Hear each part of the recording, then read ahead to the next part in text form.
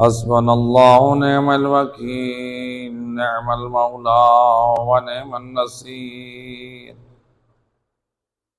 أعوذ بالله من الشيطان الرجيم. بسم الله الرحمن الرحيم.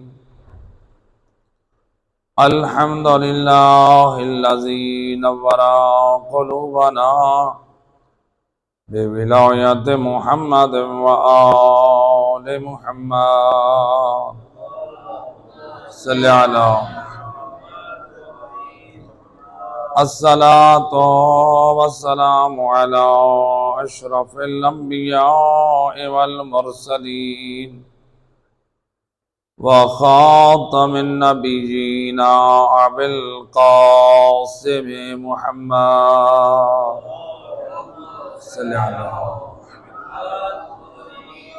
وأهل بيته الطيبين الطاهرين المعصومين المظلومين المنتجبين الذين أذهب الله عنهم الرجس وطهرهم تطهيرا.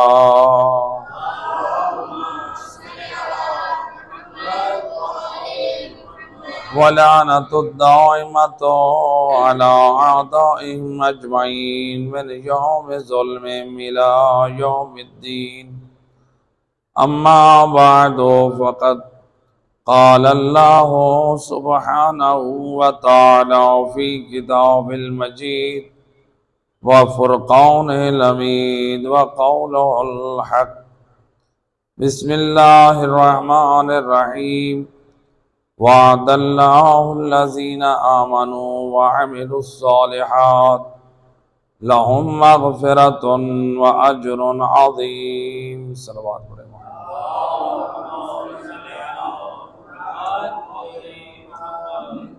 ارباب اعضاء، قرآن مجید فرقان حمید کی جسائے مجیدہ کو موضوع قرار دیا ہے. ارشاد رب العزت ہو رہا ہے، اللہ کا وعدہ ہے ان لوگوں سے جو ایمان لائے اور عمل صالح لائے. اے اللہ، ان لوگوں سے تیرا کیا وعدہ ہے؟ فرمایا لہم مغفرۃ و اجر عظیم. میں ایمان اور عمل صالح بجا لانے والوں کے سارے گناہ بھی بخش دوں گا اور ان کو اجر عظیم بھی عطا کروں گا. تو گویا اللہ نے قرآن میں وعدے کے لائق اگر سمجھا تو اس شخص کو جس کے دل میں نور ایمان ہو اور اس کے وجود میں اعمال صالح کا پاک کردار ہو. تو اگر کوئی شخص یہ کہے کہ ہم صرف ایمان لے آئیں اللہ پر، رسولوں پر، کتابوں پر، کعبہ پر، اہل بیت پر، ہماری نجات ہو گئی، ہم کامیاب ہیں، اللہ نے آیت میں خبردار کیا ہے صرف ایمان میں کامیابی نہیں ہے، ایمان کے ساتھ عمل صالح بھی ضروری ہے.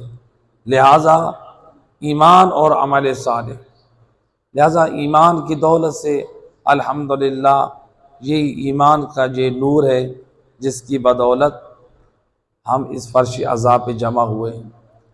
اب اعمال صالح کی جو ہمارے اندر کمی ہے، اس اعمال صالح میں ہمارا کیا کردار ہونا چاہیے.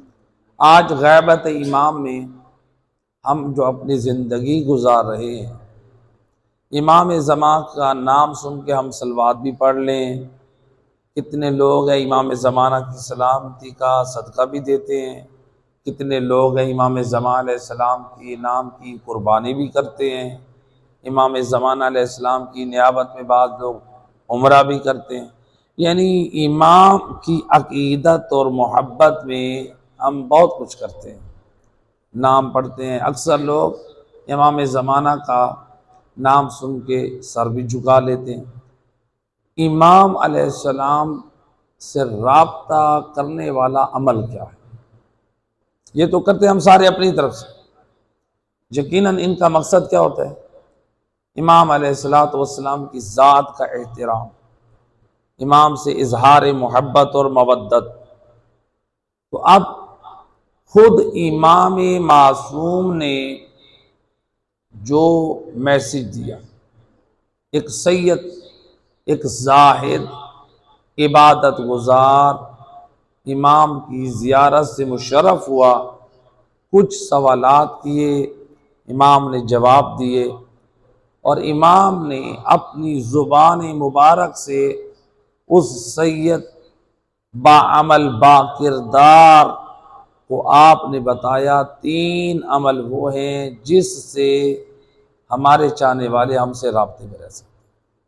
جو امام نے اپنی زندگی سے اپنی زبان سے 3 اعمال کی سفارش کی۔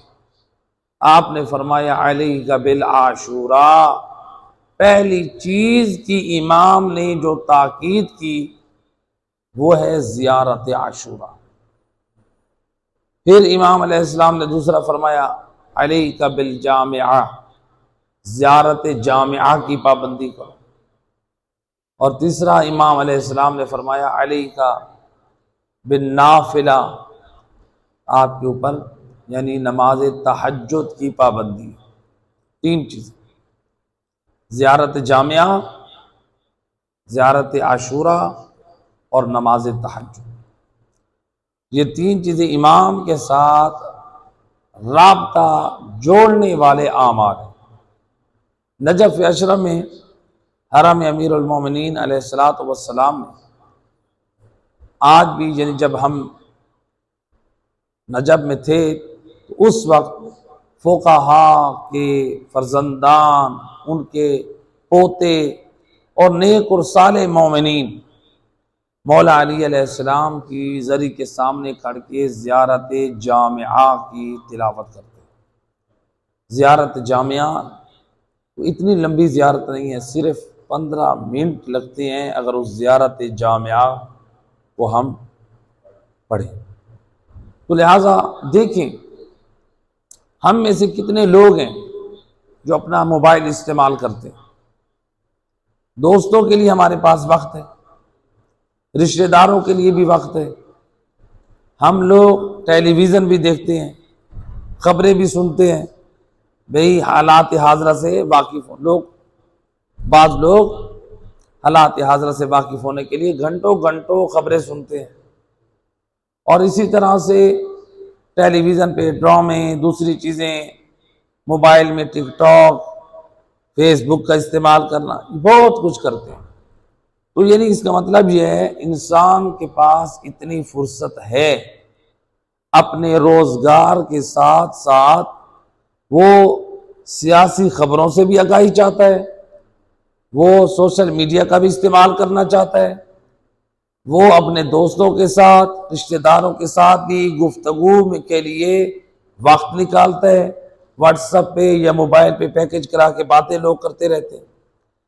ان سب چیزوں کے لیے ہمارے پاس ٹائم ہے۔ کیا ان چیزوں کا اشتیاق اور محبت ہے تو یہ کرتے ہیں؟ اگر اشتیاق رغبت نہ ہو تو نہیں کریں گے۔ جی صلوات پڑھیں محمد وحید اللہم صلی علی۔ اشتیاق اور رغبت نہ ہو تو ہم یہ سارے اعمال انجام نہ دیں۔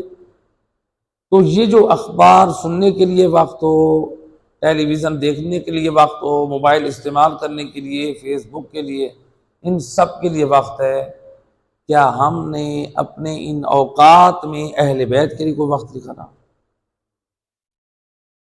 ہم یہ کہیں کہ ہمیں اہل بیت سے پیار ہے، ٹھیک ہے، پھر آپ کو پیار ہے، اظہار محبت تو کیجیے۔ اگر ہم کسی کو یہ کہیں کہ کہاں ہوتے ہیں، ہم آپ کے لیے بڑے اداس ہیں، اور ہو بھی محلہ ایک، علاقہ ایک، تو وہ کہیں کہ ہم دور تو نہیں تھے، اگر آپ کو زیادہ ہماری تڑپ تھی تو آ جاتے آپ گھر، یعنی آپ ہمارے دیدار کا، زیارت کا اتنا مشتاق تھے تو ہمارے گھر آ جاتے۔ تو ہم جو کہیں کہ ہم اہل بیت سے محبت کرتے ہیں، ٹھیک ہے، اگر کسی کے پاس گنجائش نہیں ہے تو وہ اپنے مقام پہ کھڑے ہو کر تو ائمہ اہل بیت کی خدمت میں سلام پیش کرتے ہیں۔ سلام پیش کرے تو وہ سلام پہنچ سکتے ہیں، لہٰذا ہمارے پاس دنیا جہان کا وقت ہے، اہل بیت رسول کے لیے وقت نہیں۔ کوشش کریں، زندگی میں برکتیں آتی ہیں، اپنی زندگی کے اعمال میں تھوڑا سا وقت نکالیں زیارت جامعہ پڑھنے کی۔ اگر وہ زیادہ نہیں پڑھ سکتے تو ایک مختصر زیارت ہے، علامہ مجلسی نے ذکر کیے جو امام زین العابدین علیہ السلام، اللہم صلی علی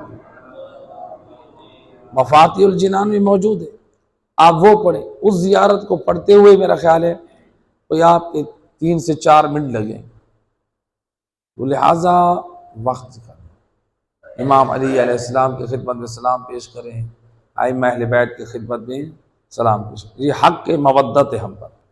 تو زیارت جامعہ اس کی بڑی تاکید۔ دوسرا عمل امام علیہ السلام نے جو بتایا، دوسرا عمل زیارت عاشورہ، یعنی زیارت امام حسین علیہ السلام۔ امام حسین علیہ السلام کی زیارت کا اجر و ثواب روایت امام جعفر صادق علیہ السلام محمد، امام فرماتے ہیں جو شخص زیارت امام حسین کرتا ہے 700 فرشتے حکم خدا سے اس زائر حسین کے ساتھ ہو جاتے ہیں۔ جب یہ امام کی خدمت میں سلام پیش کرتا ہے، یہ زائر حسین امام کی خدمت میں سلام پیش کرتا ہے، یہ ملائکہ اللہ کی طرف سے ندا دیتے ہیں، یا زائر الحسین، اے مولا حسین کے زائر، قد غفر اللہ ذنوبک جمیعا، اللہ نے اس حسین کی زیارت کے صدقے تیرے سارے گناہ بخش دیے۔ اس قدر یہ بزرگ اور بافضیلت عمل ہے زیارت امام سے۔ اور ملائکہ کہتے ہیں اعمل من جدید، اے زائر امام حسین آج سے نیا عمل شروع کر دے، یعنی تیرے اللہ نے ایسے گناہ معاف کیے جیسے تو آج ماں کے شکم سے بغیر گناہوں کے پیدا ہوا، نئے سرے سے اعمال صالح شروع کر دے اور گناہ نہ کر۔ اور تیسرا، یہ فرشتے اس مرد مومن کے بارے میں جو دعا کرتے ہیں کہ اے اللہ اس مومن کو، اس زائر حسین کو اپنی پناہ میں رکھ۔ اور نمبر 4، امام فرماتے ہیں کہ یہ ملائکہ اس زائر امام حسین علیہ السلام وقتاً فوقتاً اس کی زیارت کو آتے رہتے ہیں، یہ دنیا کے جس کونے میں بھی ہو، پاکستان میں ہے، امریکہ میں ہے، مثلا ایران میں ہے، کینیڈا میں ہے، یورپ، جہاں بھی ہو، یہ ملائکہ کیا کرتے ہیں؟ اس کی زیارت کو آتے رہتے ہیں، اور ہر روز امام حسین کی زیارت کرتے ہیں، اس کی وقتاً فوقتاً زیارت کرتے ہیں، اور ہر روز کس کی زیارت کرتے ہیں؟ امام حسین علیہ السلام کی۔ امام حسین کی جب زیارت کرتے ہیں تو آواز قدرت آتی ہے، فرشتوں، یہ ان فرشتوں کی زیارت کا ثواب اس زائر امام حسین کے نامہ اعمال میں لکھ دو۔ وہ جو روزانہ 700 فرشتے امام حسین علیہ السلام کی زیارت، اس کا ثواب کس قدر باعظمت ہے۔ زیارت امام حسین کو معمولی نہ سمجھیں، اور خوش نصیب ہیں وہ دیہات میں رہنے والی خواتین کہ کتنے واقعات ہمارے سامنے آئے، جو ایک بکری پال لیتی ہیں، ایک گائے یا بھینس کا بچڑا پال لیتے ہیں، اور پھر اس کو جو ہے پرورش کر کے اس کی بیچ کے زیارت امام حسین علیہ السلام پہ جاتے ہیں۔ یہ کیا ہے؟ عقیدت اور محبت ہے۔ یعنی وہ خواتین چاہیں تو اپنے لیے سونا، زیورات، اپنے لیے کپڑے بھی بنا سکتے ہیں، لیکن وہ سونا، کپڑے اور دیگر قیمتی چیزوں کی نسبت ان کے دل میں نور محبت حسین۔ تو لہٰذا انسان اپنے روزمرہ کی چیزوں کے لیے بہت کچھ جمع کرتا ہے، اپنی ضروریات کے لیے، موبائل لینے کے لیے انسان پیسہ جمع کرتا ہے، انسان اچھا لباس کے لیے، انسان صحت و صحت کے لیے بہت کچھ خرچ کرتا ہے۔ تو لہٰذا ہم اپنی محبت اہل بیت اگر جو رکھتے ہیں، اس کا ہمارے اوپر حق ہے کہ زیارت امام حسین اور زیارت ائمہ اہل بیت۔ صلوات پڑھیں محمد علیہ۔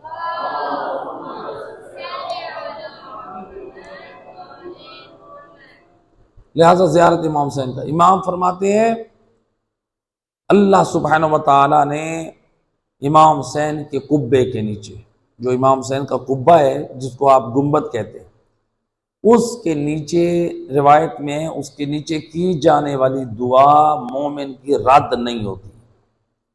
وہ مقام استجابت ہے، دعا قبول ہوتی ہے، لیکن ہو سکتا ہے کہ کسی بد نصیب کے کچھ اعمال ایسے ہوں جو اس کی دعا کی قبولیت میں رکاوٹ بنے، ورنہ اس مقام میں اتنی اللہ نے عظمت رکھی ہے کہ قبہ حسین کے نیچے اگر کوئی باکردار، کوئی مومن جس کی دعا کے قبول ہونے میں رکاوٹ نہ ہو، اللہ اس قبے کے نیچے کی جانے والی دعا کو مستجاب کرتا ہے۔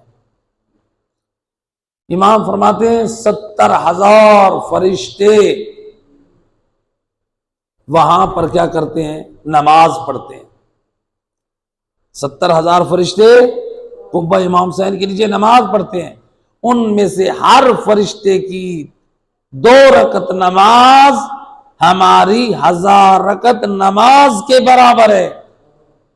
فرشتوں کی 2 رکعت نماز ہماری 1000 رکعت نماز کے برابر ہے، اور اللہ کی طرف سے آواز آتی ہے اے زائر حسین تو خوش نصیب ہے۔ اللہ کی طرف سے حکم ہوتا ہے، یہ جو ان فرشتوں نے یہ نمازیں جو پڑھ رہے ہیں، یہ جو زائر آئے ہیں، ان کی نماز کا ثواب، یہ جو 70,000 فرشتے ہیں اور جن کی 2 رکعت کا ثواب ہماری 1000 رکعت کے برابر ہے، ان تمام نمازوں کا ثواب اس زائر حسین کے نامہ اعمال میں لکھا۔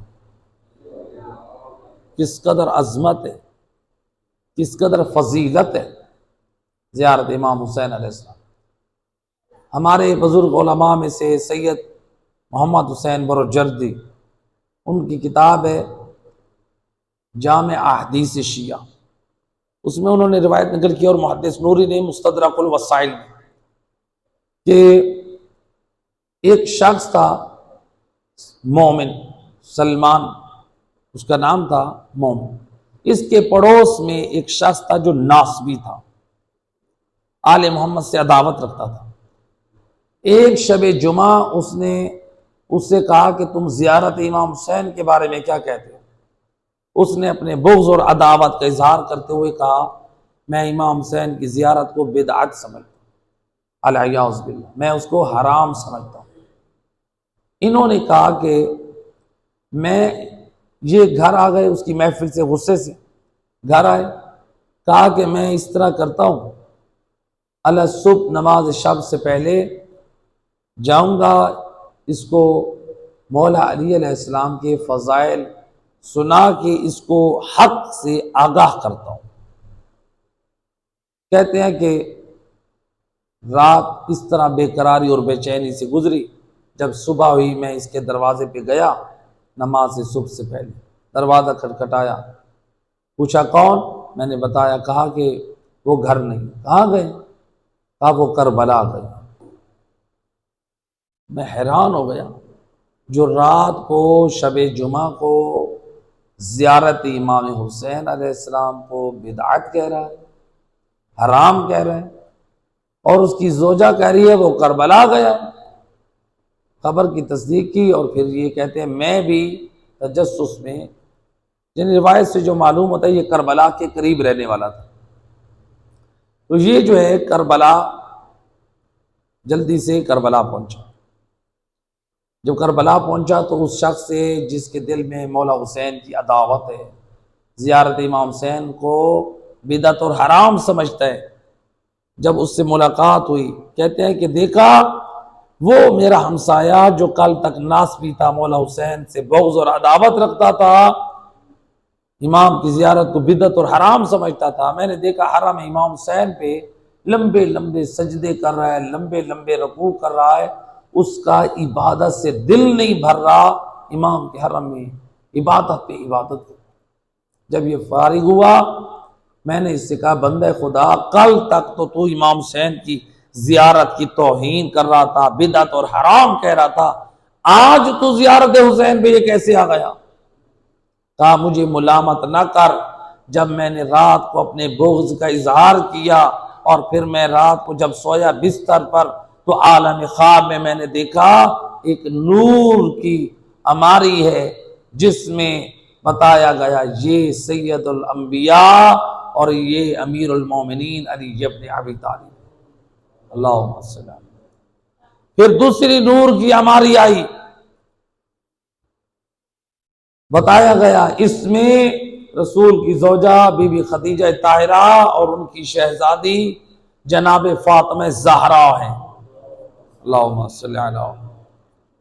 جناب زہرا جس نور کی عماری میں موجود تھی، وہاں سے وہ نیچے آئی اور وہاں سے دعا کی آواز آئی، میں نے سنا کہ امان ہے جو امام حسین ابن علی کے زوار ہیں۔ بنت رسول جناب زہرا کی عماری سے یہ آواز، امان ہے ان لوگوں کے لیے جو حسین ابن علی کے زائرین ہیں۔ اور کہا کہ دوسری آواز یہ آئی کہ ہم اہل بیت سے محبت رکھتا ہے، ہم اہل بیت اور جو ہمارے حبدار ہیں وہ جنت کے اعلیٰ درجوں پر ہیں۔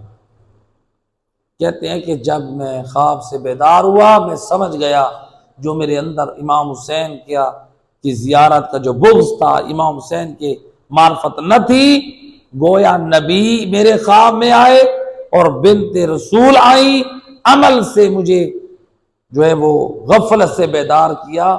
جس زیارت کو تو بدعت کہہ رہا ہے وہ حرام نہیں، بلکہ اگر جہنم کے عذاب سے امان چاہتا ہے تو میرے لال حسین کی زیارت یہ امان ہے، جہنم سے بچنے کا بہترین راستہ ہے۔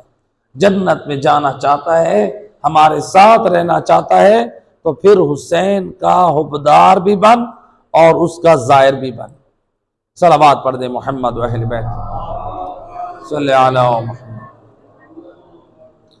لہذا زیارت امام حسین کی اس قدر فضیلت، حتیٰ کہ ہمارے بزرگ علماء میں سے ایک بزرگ ہیں، انہوں نے کتاب لکھی کامل الزیارات۔ یہ کسی لکھنے والا کوئی چھوٹا آدمی نہیں ہے، یہ کوئی پیش نماز مولانا صاحب نہیں ہے، ایک محقق عالم دین ہے۔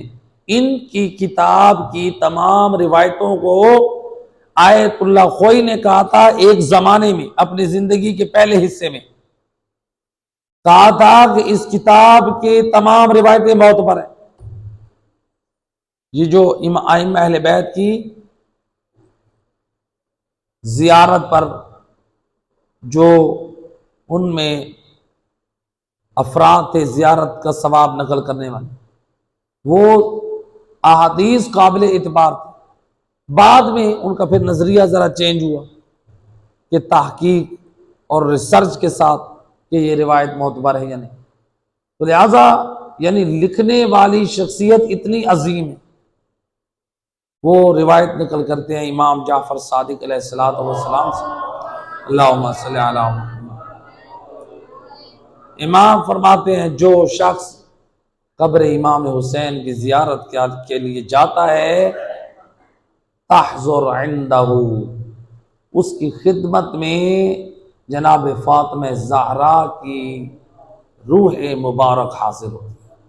اللہ اکبر، یہ روایت بڑی عظیم ہے۔ زائر امام حسین کی خدمت میں جناب سیدہ فاطمہ زہرا کی روح طیبہ حاضر ہو کہ کیا کہتی ہے؟ امام فرماتے ہیں ہماری جدہ فاطمہ زہرا اس زائر حسین کے لیے مغفرت کی دعا کرتی ہے۔ کتنا خوش نصیب ہے جو وہ زائر امام حسین جس کے حق میں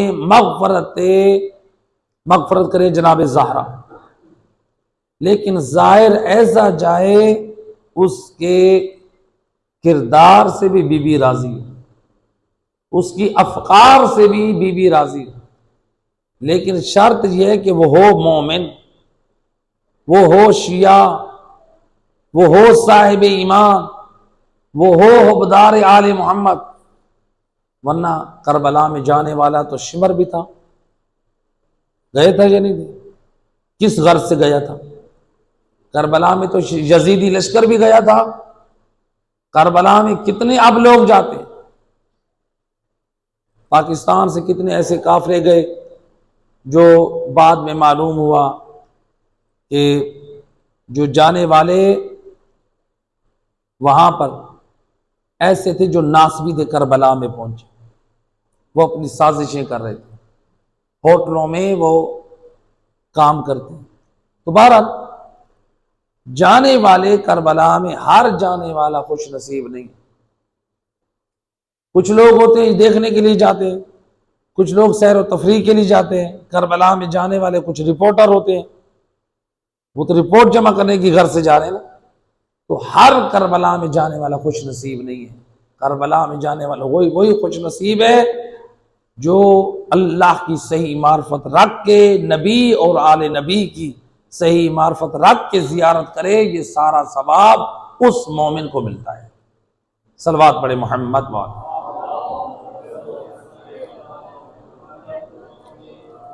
لہذا زیارت امام حسین اس قدر عظیم ہے، امام علیہ السلام نے یہاں تک ملتا ہے کہ ایک شخص نے جب کہا، امام صادق کی خدمت میں کچھ لوگ بیٹھے تھے، مولا میں امام حسین کو بڑا یاد کرتا ہوں، میں بڑا یاد کرتا ہوں، یعنی وہ چاہتا ہے مجھے کوئی عمل بتائیں جس سے میں امام حسین سے رابطے میں رہوں۔ فرمایا پھر تو اس طرح کر، ہر روز ہمارے جد حسین پہ 3 مرتبہ اس طرح سلام پڑھ، کس طرح؟ صلی اللہ علیہ یا ابا عبداللہ، صلی اللہ علیہ یا ابا عبداللہ، یہ 3 مرتبہ ہر روز پڑھ۔ یعنی یہ وہ جملہ ہے جو مختصر بھی ہے اور زیارت امام حسین بھی ہے۔ آپ ہر نماز کے بعد پڑھے کربلا کی طرف منہ کر کے، یہ کس کی طرف سے تعلیم یافتہ عمل ہے؟ امام جعفر صادق سے۔ امام فرما رہے ہیں میرے جد حسین سے رابطہ رکھنا چاہتے ہو، ان کی محبت کی وجہ سے تم تڑپتے ہو، ان کو یاد کرتے ہو، تو پھر اس طرح سے ان کی خدمت میں سلام پیش کرو۔ تو لہذا زیارت امام حسین کی بڑی فضیلت۔ تو امام زمان نے اپنے سے رابطہ کرنے کے لیے کتنے عمل بیان کیے؟ 3۔ زیارت جامعہ، نمبر 2 زیارت عاشورہ، اور تیسرا نماز شب۔ اچھا، یہ جو زیارت عاشورہ ہے اس میں نماز کا ذکر بھی ہے، یہ جو نماز زیارت عاشورہ پڑھتے ہیں 2 رکعت نماز بھی پڑھی جاتی ہے۔ تو گویا دیکھیں بعض جو زائرین امام حسین جاتے ہیں زیارت پہ، نماز کو چھوڑ دیتے ہیں، نماز کی پرواہ نہیں کرتے، یہ جو زیارت عاشور پڑھ رہے ہیں وہاں پر امام آپ سے نماز بھی پڑھوا رہے ہیں، گویا معلوم ہوا امام حسین کی زیارت امام بتا رہے ہیں، زیارت حسین اس وقت مکمل ہوگی جب نماز بھی ہوگی، اگر زیارت کرو نماز نہ پڑھو وہ تمہاری زیارت نامکمل ہے۔ امام خود بتا رہے ہیں اس زیارت کے مکمل ہونے کے لیے امام نے کہا 2 رکعت نماز، زیارت امام حسین پڑھو، جو امام حسین کو ہدیہ کرنی۔ تو جب امام حسین کو ہدیہ کرنے والی 2 رکعت نماز مستحب ہے، اس کے بغیر نماز ہماری زیارت نہیں ہے، ہماری زیارت قبول نہیں ہو سکتی، یا اس درجے پہ نہیں پہنچی ہوئی جس درجے کی امام بتا رہے ہیں، کیونکہ امام نے بتایا زیارت کے ساتھ نماز بھی ہے، اگر بغیر نماز کی زیارت ہو تو اس درجے پر نہیں ہے، تو جو بندہ واجب نماز کو چھوڑ دے، صلوات پڑھے محمد و اہل بیت ذات پر۔ صلی علی محمد۔ تو جو بندہ واجب نماز کو چھوڑ دے اس کی نماز تو اصل قبول ہونے کے بارے میں بھی بندہ نہ سوچے۔ اس لیے امام جعفر صادق علیہ السلام اللہم صلی علی محمد، امام فرماتے ہیں اپنے شیعوں کو، اپنے حوبداروں کو خبردار کر رہے ہیں، فرماتے ہیں ایک مل کے صلوات پڑھ دے محمد رحمہ۔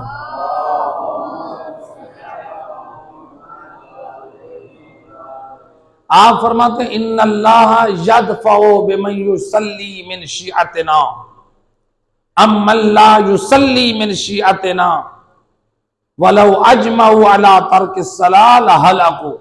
امام فرماتے ہیں ہمارے ان شیعوں کی نمازیں برکت بنتی ہیں ان شیعوں کے لیے جو نماز نہیں پڑھتے۔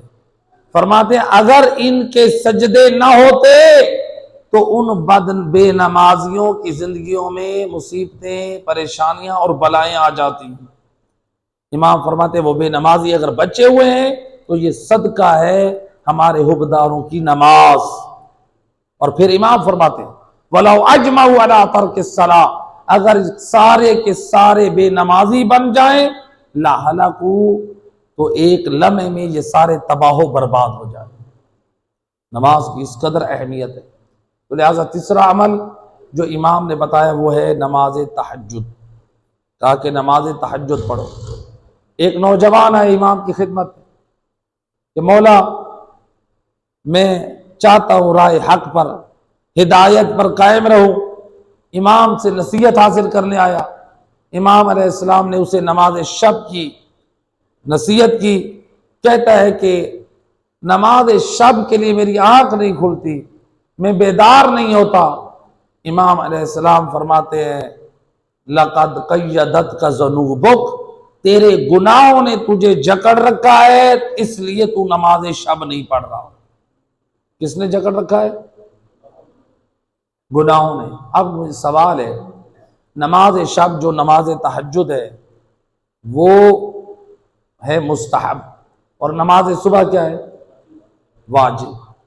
جو نماز شب کے لیے نہ اٹھے امام فرماتے تمہارے گناہوں کی وجہ سے تم بندھے ہوئے ہو، تم نماز شب سے محروم ہو۔ تو امام کی نگاہ میں وہ شخص کتنا بد نصیب ہے جو نماز صبح کے لیے نہ اٹھے۔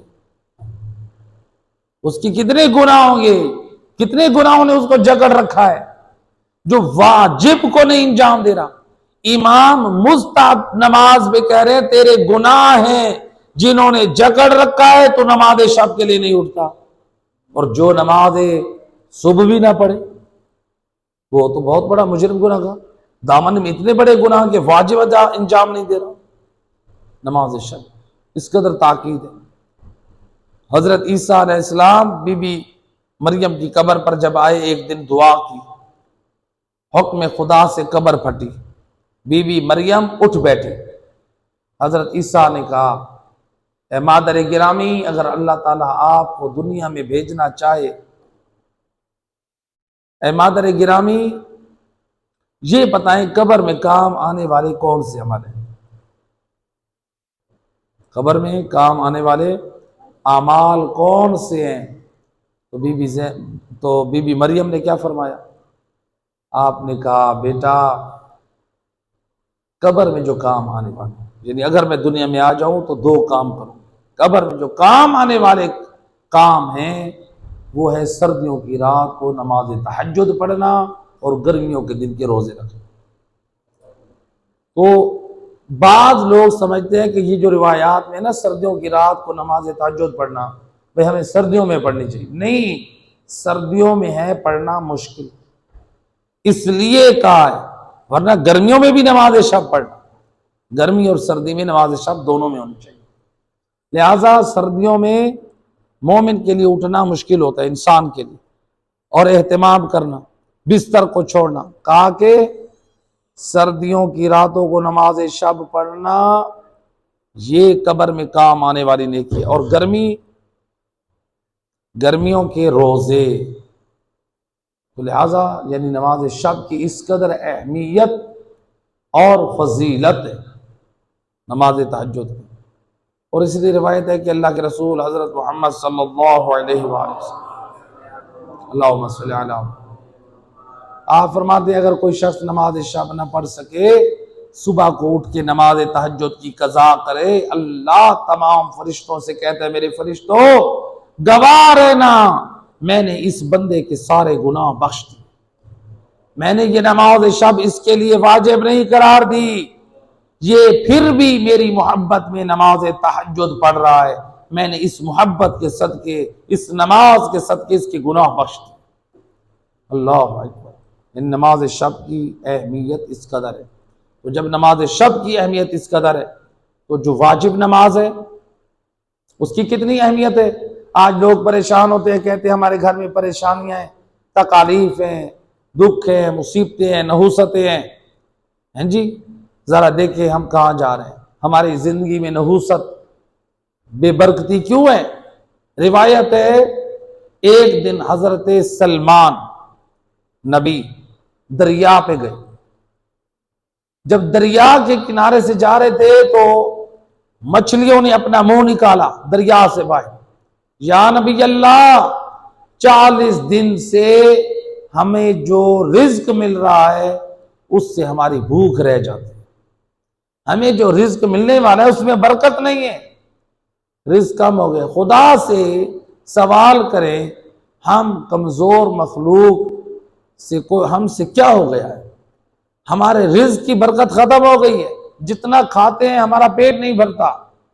حضرت سلمان نے خدا کی بارگاہ میں التجا کی، آواز قدرت ہے، سلمان ایک بے نمازی اس دریا کے کنارے سے گزرا ہے اور اس کا سایہ اس دریا کے اوپر پڑا ہے، اب کتنا سایہ ہوتا ہے، تھوڑا سا سایہ، ایک حصے پہ بے نمازی کا سایہ پڑا، کہا کہ اے سلمان بے نمازی گزرا ہے دریا کے کنارے، اس کا سایہ اس کے اوپر پڑا ہے جس کی وجہ سے 40 دن نحوست پڑی ہے، اہل دریا کو رزق کم ملے گا اور اس میں برکت نہ ہوگی۔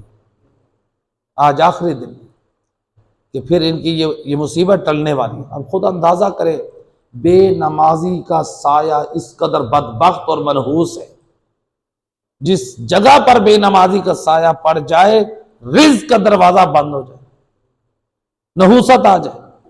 اور بتائیں اپنی ایمان سے، اور اگر ہم خود بے نمازی ہوں، اپنی دکان میں بیٹھ کے کہیں یا اللہ مجھے روزی دے، اللہ کو تو پہلے جھکیں، پہلے رب کو تو منائیں، لوگوں کو منانے کے لیے لوگوں کے پاؤں پکڑتے ہیں، لوگوں کے قدموں میں گر جاتے ہیں، لوگوں کو منانے کے لیے ان پر مال خرچ کر دیتے ہیں، لوگوں کو منانے کے لیے ان کو گفٹ دے دیتے ہیں، لوگوں کو منانے کے لیے کتنی چاپلوسیاں کرتے ہیں، لوگوں کو منانے کے لیے بہت کچھ کرتے ہیں، اور وہ اللہ جو بے مانگے رزق بھی دے رہا ہے، جو ہمیں سانس بھی دے رہا ہے، آنکھوں کا نور بھی دیا، اس نے اولاد بھی دی، باپ بھی بنایا، گھر بھی دیا، عزت بھی دی، سب کچھ دیا، ہم اس کو منانے کے لیے ہم کچھ بھی نہیں کرتے۔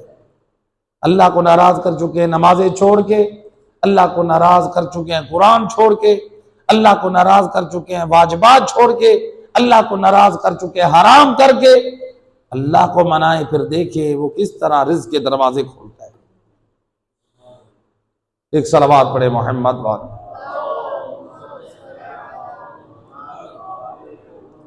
لہذا دین کی پابندی، شریعت کی پابندی، یہ تو ہمیں کربلا میں بھی ہمیں بتائی گئی، کربلا میں بھی آئے نماز کو معمولی نہ سمجھے۔ روز عاشور امام حسین کا صحابی، عظیم صحابی، جو امام جس کو اپنے آگے کھڑا رہے ہیں اور اس کو تیر لگا، اپنے امام سے بتائیں وہ صحابی جو امام حسین کے سامنے کھڑا ہوا، اشاروں سے نماز پڑھ رہا تھا، شہید ہوا، وہ جنت میں جائے گا یا نہیں جائے گا؟ جی بے شک وہ جنتی ہے، سردار جنت کے سامنے کھڑا ہے وہ، اس نے جنت میں جانا ہے، اتنا پاک کردار کا مالک ہے امام، اس سے راضی ہو گئے۔ اب جب یہ اس کی آخری سانس ہیں، امام علیہ السلام کو یہ کیا کہتا ہے، ذرا اس کی معرفت بھی دیکھیں کربلا میں، اور ہم اپنا کردار بھی دیکھیں۔ یہ نماز پڑھ رہا ہے، امام کی نصرت کر رہا ہے، امام کی مدد کر رہا ہے، اور کہتا ہے یبن رسول اللہ اوفیتو، مولا کیا میں نے آپ کی محبت کا حق ادا کر کے آپ سے وفا کی ہے؟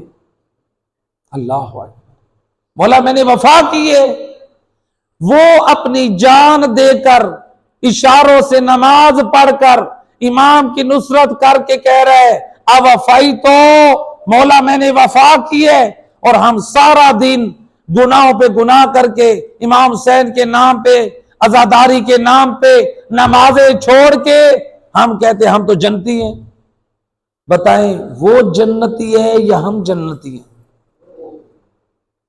تو گویا اس شہید کربلا نے بتایا، جب میں اپنی جان بھی دے رہا ہوں، نماز بھی پڑھ رہا ہوں، میں کہہ رہا ہوں مولا میں نے وفا کی، آپ نے فرمایا تو نے حق کے وفا کو ادا کر دیا۔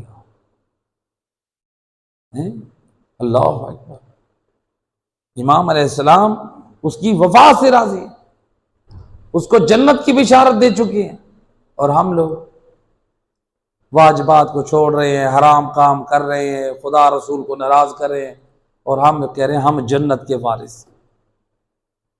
آل محمد پہ بڑی مصائب آئے، اس دین کو بچانے کے لیے آل محمد نے بڑا کچھ قربان کیا۔ اجرکم علی اللہ عزادارو، ادھر سے جب امام حسین کا سر نو کے نیزہ پہ بلند ہو چکا، روایت کہتی ہے کیا حالت تھی، آئے نا جب یہ ظالم خیام میں، روایت کا جملہ ہے یہ ظالم جب آئے، ایک ظالم نے سید سجاد کے نیچے سے بستر کو کھینچا، میرا بیمار امام زمین کربلا پر گرا، یا پھر یہ اشقیاء بڑے کہا علی کی بیٹی زینب کی طرف، ہائے سر سے ردا، ہائے آپ کے گوشواروں کو کھینچنے لگے۔